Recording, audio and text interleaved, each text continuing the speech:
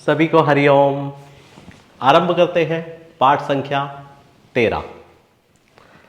पिछले पाठ में मैंने आपको 4 शुभ ग्रह जो मित्र थे, 4 अशुभ ग्रह जो मित्र थे और हमारे बुध देव जिनका दोनों पक्षों के साथ सामंजस्य था आपको बताया।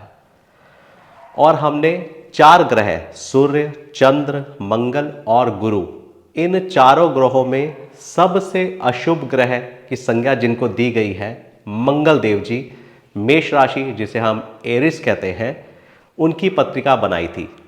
और मंगल देव जी जो कि पूरी लग्न पत्रिका के मालिक थे, उन्होंने शेष ग्रहों को किस तरह के स्थान दिए हमने ये समझा था। आज ये पत्रिका मैंने आपके सामने बना रखी है जिसे हम पिछले पाठ में पढ़ चुके हैं। आज मैंने वृषभ लग्न की एक पत्रिका बनाई है जिसके स्वामी शुक्रदेव होते हैं। एक पत्रिका मैंने आपके सामने 3 नंबर मिथुन राशि की बनाई है जिसके स्वामी बुध देव जी होते हैं। अब तीनों कुंडलियों में ये 3 प्रकृतियां अलग अलग दिखाई दे रही हैं। एक चर प्रकृति है, एक स्थिर प्रकृति है और एक दी स्वभाव प्रकृति है। एक हमारा अशुभ ग्रह है, एक हमारा सबसे शुभ ग्रह है और एक हमारा सम ग्रह है। मैंने जान के 3 पत्रिकाएं इस तरह की ली हैं कि जिससे कि आपको समझने में सुविधा हो कि हमारे ग्रह हर एक के साथ एक जैसा व्यवहार ही रखते हैं। आज आपको फिर से ग्रहों की सुंदरता देखने को मिलेगी कि जो ग्रह जिस ग्रह के साथ जैसा व्यवहार करता है, दूसरा ग्रह भी उसके साथ उसी तरह का व्यवहार करता है। आज हम ह्यूमन नेचर में भी देखते हैं, अगर कोई हमारे साथ अच्छा चलता है तो हम भी उसके साथ अच्छा चलने का प्रयास करते हैं, और कोई अगर हमारे साथ गलत बिहेव या बुरा तरीके से पेश आता है तो हम भी उसके साथ उसी तरह का थोड़ा संबंध बनाने का प्रयास रखते हैं। आइए समझने का प्रयास करते हैं। आरंभ करते हैं 2 नंबर वृषभ लग्न की पत्रिका से। यहां पर मंगल देव जी ने शुक्र देव जी को एक बुरा स्थान दिया था, दूसरा घर। अब शुक्र देव जी इस पूरी पत्रिका के मालिक हैं, तो शुक्र देव जी मंगल देव जी को कौन सा स्थान दे रहे हैं आप लोग जान सकते हैं। अब शुक्र देव जी ने, मंगल देव जी की 2 राशियां हैं, एक वृश्चिक और एक मेष। आप देख रहे हैं एक 7वें घर में मारक हाउस, इसे हम कह सकते हैं मारक स्थान, मंगल देव। मंगल देव जी ने शुक्र देव जी को एक मारक स्थान दिया था, तो शुक्र देव जी ने भी उन्हें एक मारक स्थान दिया है। यहां पर मंगल देव जी ने शुक्र देव जी को दूसरा भी मारक स्थान दिया था, मतलब कि अच्छा स्थान नहीं दिया था। तो यहां पर शुक्र देव भी मंगल देव जी को दूसरा स्थान, 12वां हाउस, जिसे आप जानते हैं कि मैं कहता हूं कि दुख स्थान हम उसे कहेंगे, तो उन्होंने उनको दूसरा स्थान, अच्छा स्थान नहीं दिया है। मंगल देव जी ने बुध देव जी को तीसरा स्थान, जिसे हम उपचय स्थान कहते हैं, 3, 6, 10, 11 उपचय स्थान कहा जाता है। इसी बहाने उपचय स्थान रिपीट हो जाएगा, आपको समझने में सुविधा होगी, क्योंकि उपचय स्थान को 3, 6, 10, 11 को हम उपचय स्थान कहते हैं। अब मंगल देव जी बुध देव जी को पसंद नहीं करते हैं, तो ये हमने बुध लग्न की पत्रिका बनाई है। तो बुध देव मंगल देव जी को कौन सा स्थान दे रहे हैं? अशुभ स्थान। ये मैंने आपको बता रखा है कि 6ठे स्थान को अगर हम अशुभ कहें तो बेहतर होगा। मंगल देव जी ने बुध देव जी को एक अच्छा स्थान नहीं दिया, तो यहां बुध देव भी मंगल देव जी को अच्छा स्थान नहीं दे रहे हैं। मंगल देव जी ने बुध देव जी को दूसरा अशुभ स्थान दिया, तो यहां मंगल देव जी को भी बुध देव ने अशुभ स्थान दिया।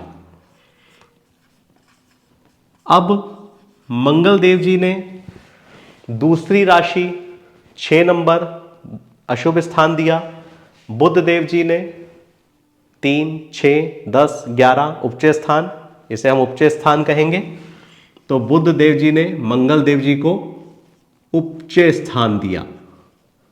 यहां मंगल देव जी ने एक उपचय स्थान दिया था, एक अशुभ स्थान दिया था। यहां बुध देव जी एक अशुभ स्थान दे रहे हैं और एक उपचय स्थान दे रहे हैं। आगे बढ़ते हैं। मंगल देव जी ने चंद्रदेव जी, जो इनके मित्र हैं, जिनको सबसे अच्छा घर दिया था। अब यहां पर चंद्र लगन की कोई भी पत्रिका नहीं है, तो इसलिए देखते हैं इन ग्रहों ने उनके साथ क्या व्यवहार किया। क्योंकि अगली बार जब आप घर पे प्रैक्टिस करेंगे तो आपको दिखाई देगा कि शुक्र देव जी ने चंद्रदेव जी के साथ जैसा व्यवहार किया है, चंद्रदेव भी शुक्र देव के साथ उसी तरह का व्यवहार करते हुए आपको दिखाई देंगे। तो शुक्र देव जी ने चंद्रदेव जी को तीसरा स्थान दिया है, मतलब कि बहुत अच्छा स्थान नहीं दिया। अब चंद्रदेव जी की सिर्फ एक ही राशि होती है, दूसरी उनकी कोई राशि होती ही नहीं है, तो इसलिए हम इसे सम मान लेते हैं, ना अच्छा और ना बुरा। क्योंकि उपचय स्थान, तीसरा स्थान, ये पराक्रम का स्थान होता है। पराक्रम, वीरता, बहादुरी, मतलब कि आदमी अपनी मेहनत से, अपने बल पर मेहनत करके आगे बढ़ने का प्रयास करता है। तो इसलिए शुक्र देव जी ने चंद्रदेव जी को एक ही राशि होने की वजह से एक ही स्थान दिया, जिसे हम सम कहेंगे। अब हमारे बुध देव जी चंद्रदेव जी को अपना मित्र नहीं मानते हैं। ये पुत्र हैं और वो पिता है, और उनकी सिर्फ एक ही राशि है, ये भी आप जानते हैं। तो बुध देव जी ने अपने पिता को कौन सा स्थान दिया? मारक स्थान। पुत्र पिता को पसंद नहीं करते हैं, इसलिए पुत्र ने पिता को एक अशुभ स्थान दिया। अब हमारे शुक्र देव जी, दूसरा घर देख लेते हैं। बुध देव जी को एक अशुभ स्थान दिया है, 3 नंबर राशि, जिसके स्वामी बुध देव होते हैं, मारक हो गया। दूसरी राशि उन्होंने बुध देव जी को त्रिकोण की दी है, जबकि हम जानते हैं त्रिकोण के स्वामी हमेशा आपस में मित्र होते हैं, योगकारी होते हैं, हमेशा शुभ फल देते हैं और आपस में कभी भी शत्रु नहीं होते हैं। तो बुध शुक्र देव जी यहां दिखा रहे हैं कि मैंने एक बुरा स्थान दिया है, तो एक मैंने सबसे अच्छा स्थान भी दिया है। तो हम क्या इन्हें सम मान लें? बुध देव जी को हमने बचपन में गणित पढ़ी है, plus plus minus, minus plus minus, minus minus plus, ये सब आप जानते हैं। तो शुक्र देव जी ने बुध देव जी को एक बुरा स्थान दिया और एक अच्छा स्थान दिया, इसलिए मैं इन्हें सम मानता हूं।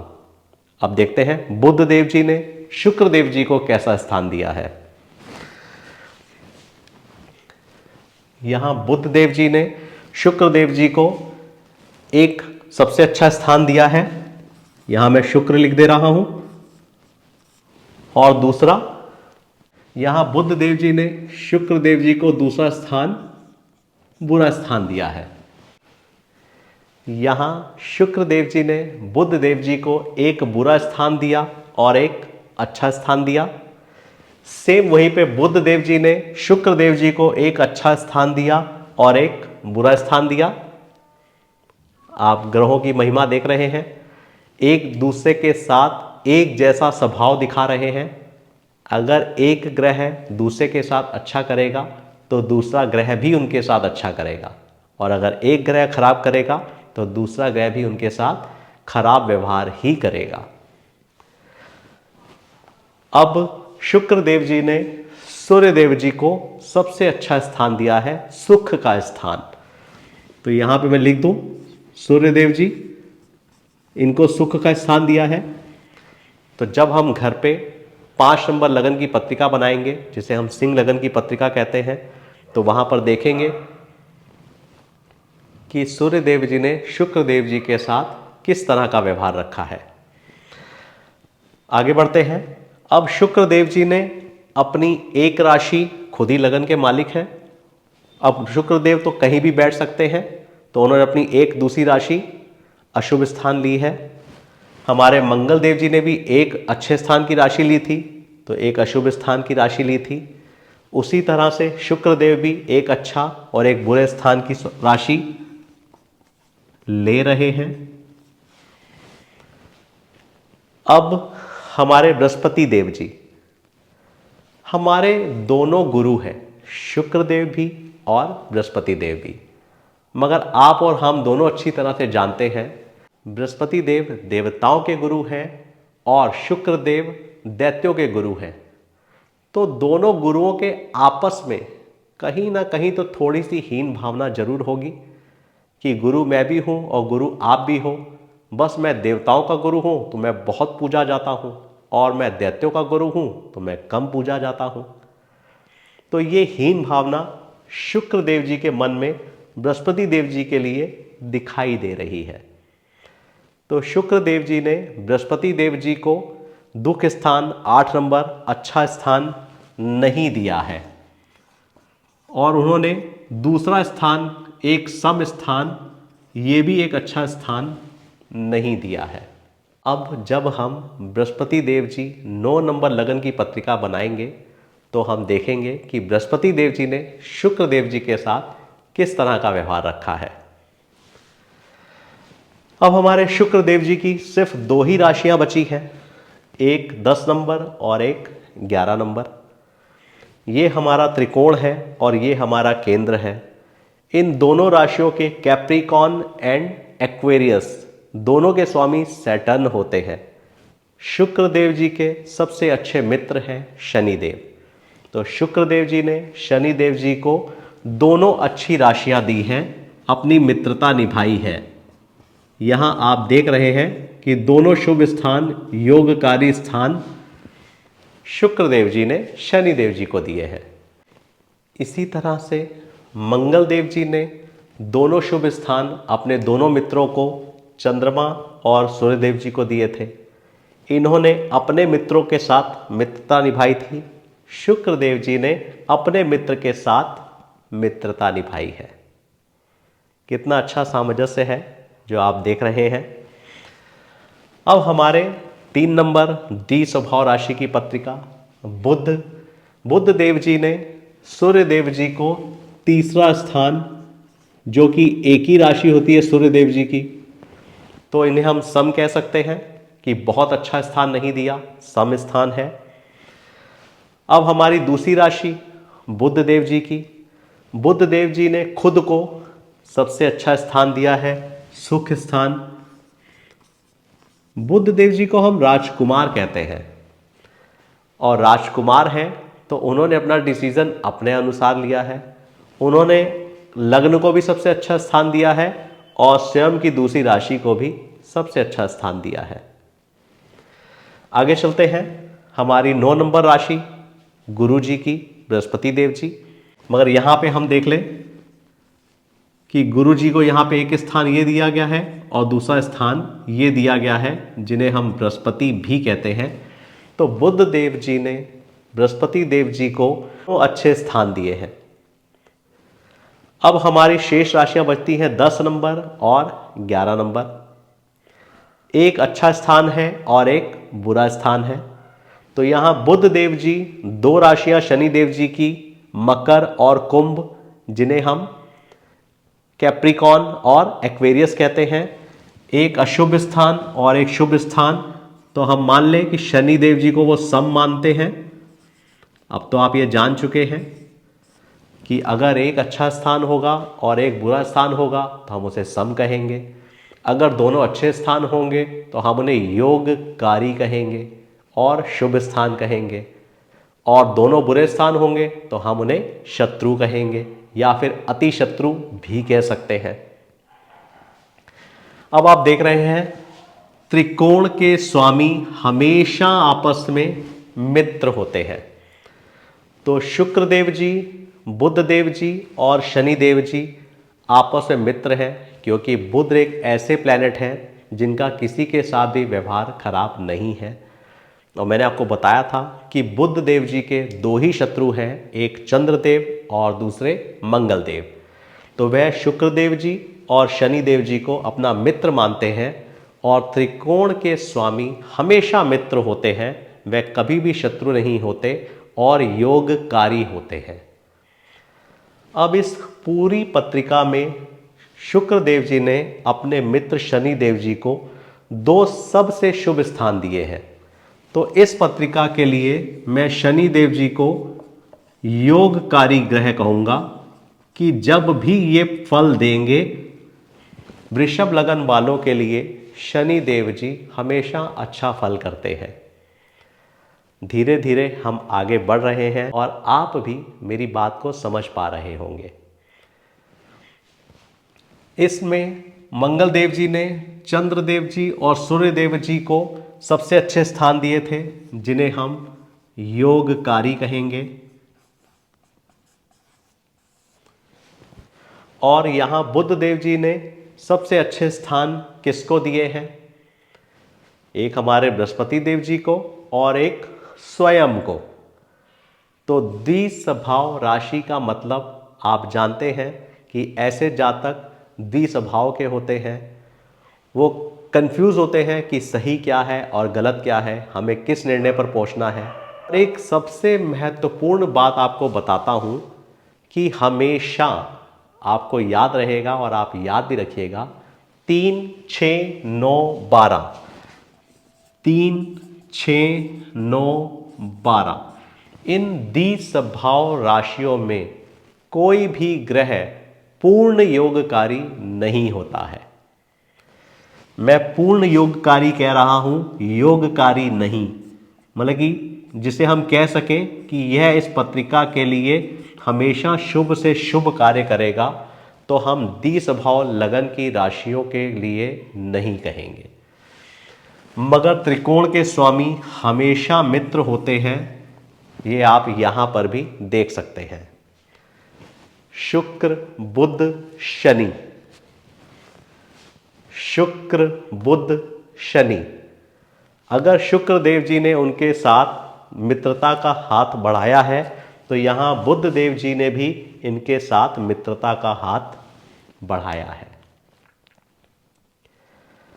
कितना अच्छा सामंजस्य है। अब आपके सामने चर लगन, स्थिर लगन और द्विस्वभाव तीनों लग्नों की पत्रिकाएं मैंने बनाकर आपको समझाने का प्रयास किया है। अब आप बाकी शेष पत्रिकाओं को अगर अपने घर पे बनाने का प्रयास करेंगे, तो मुझे आशा ही नहीं, पूर्ण विश्वास है कि आप सफल होंगे और जैसे को मैं समझाना चाह रहा था उसे आप अच्छे से समझ जाएंगे। एक बार फिर से रिपीट कर रहा हूं, द्विस्वभाव 3, 6, 9, 12 जिसे हम अपोकिलम भी कहते हैं, इस लगन की पत्रिकाओं में कोई भी ग्रह पूर्ण योगकारी नहीं होता है। आपको शेष पत्रिकाओं में पूर्ण योगकारी ग्रह जरूर मिलेगा और 3, 6, 9, 12 में आपको नहीं मिलेगा। आज मैंने आपके सामने तीनों अलग अलग प्रकृति की पत्रिकाएं बनाकर आपको समझाने का प्रयास किया है।